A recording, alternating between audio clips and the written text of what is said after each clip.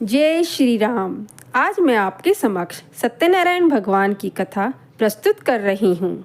तो आइए प्रारंभ करते हैं। बोलो श्री सत्यनारायण भगवान की जय।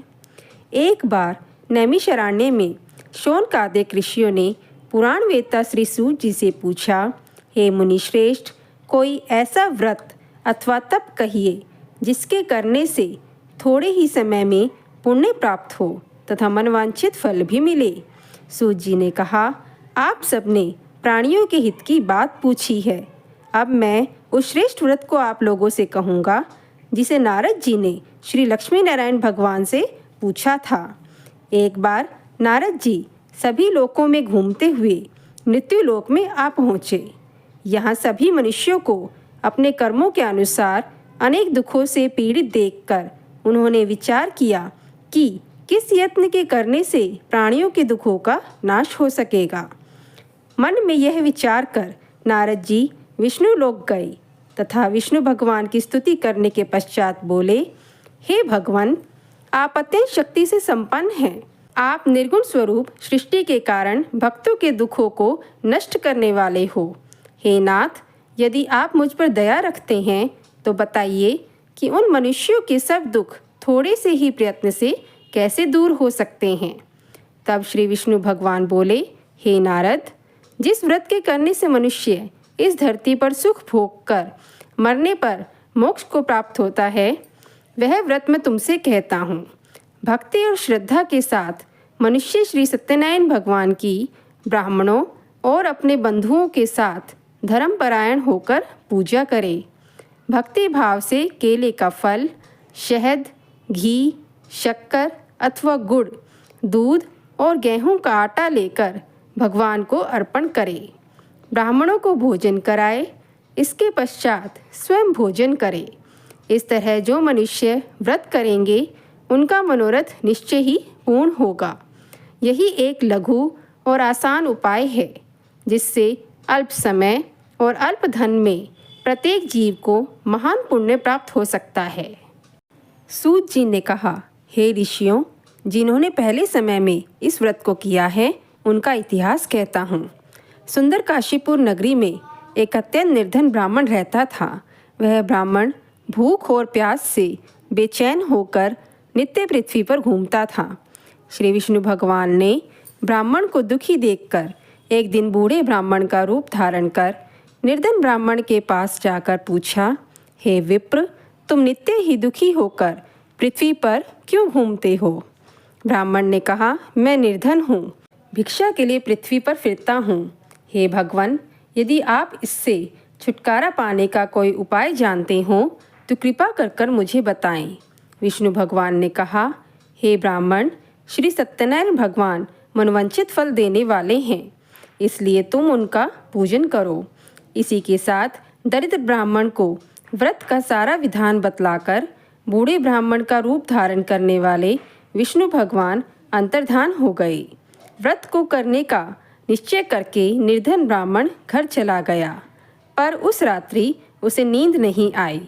अगले दिन वह जल्दी उठा और श्री सत्यनारायण भगवान का व्रत करने का निश्चय कर भिक्षा मांगने चल दिया।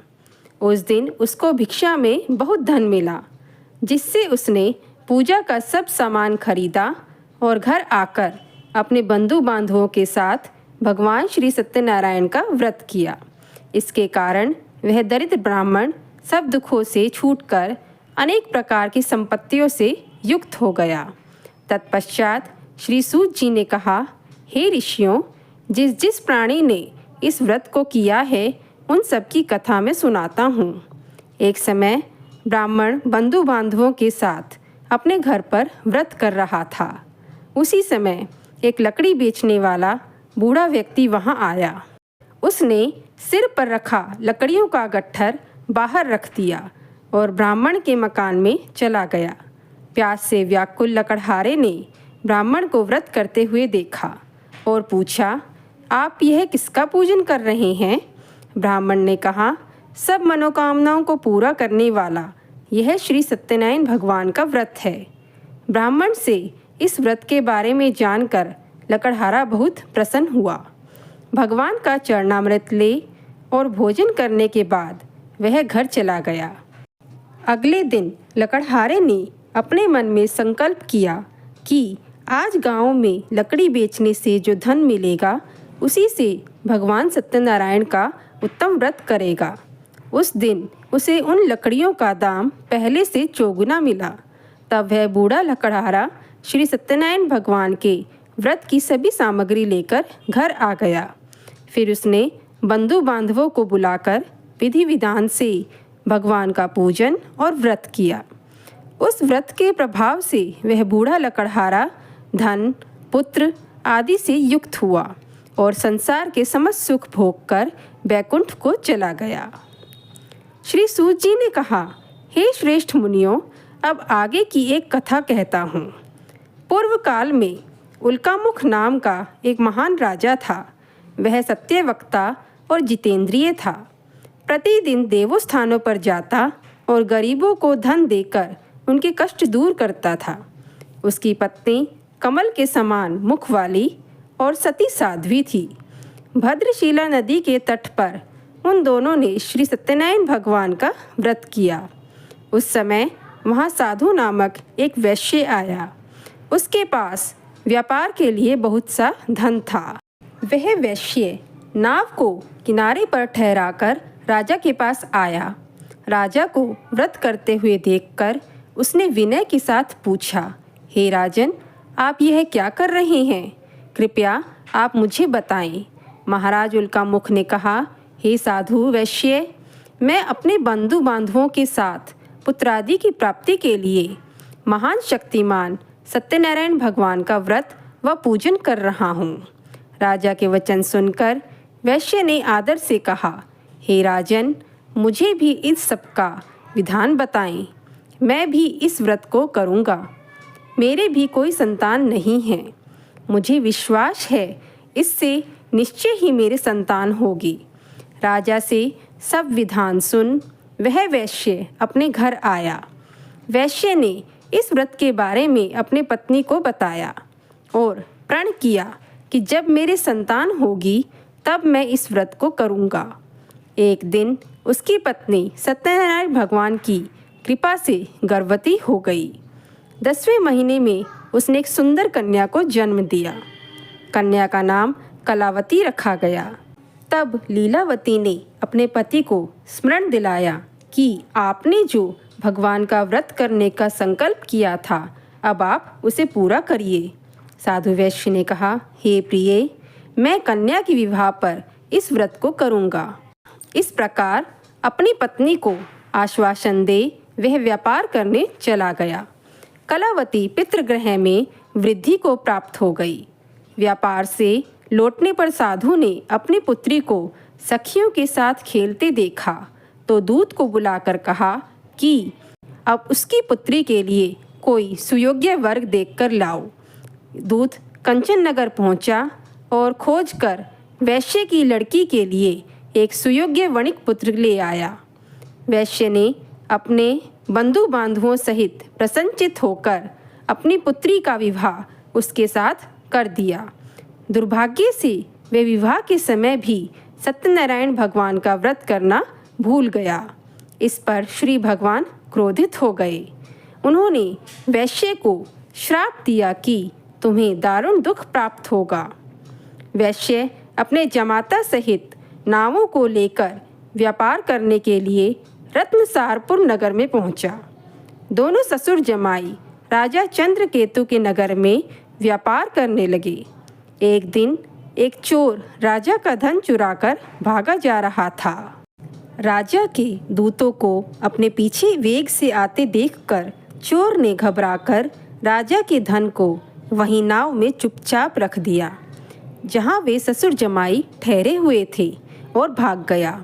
जब दूतों ने वैश्य के पास राजा के धन को रखा देखा तो ससुर जमाता दोनों को बांधकर ले गए और राजा के पास जाकर बोले, हम ये 2 चोर पकड़कर लाए हैं, देखकर आज्ञा दें। तब राजा ने बिना उनकी बात सुने ही उन्हें कारागार में डालने की आज्ञा दे दी और उनका धन भी छीन लिया। सत्यनारायण भगवान के श्राप के कारण वैश्य की पत्नी लीलावती व पुत्री कलावती भी घर पर बहुत दुखी हुई। उनके घर में रखा धन चोर चुरा कर ले गए। शारीरिक व मानसिक पीड़ा तथा भूख और प्यास से अति दुखित हो भोजन की चिंता में कलावती एक ब्राह्मण के घर गई। उसने ब्राह्मण को सत्यनारायण भगवान का व्रत करते देखा। उसने कथा सुनी और प्रसाद ग्रहण कर रात को घर आई।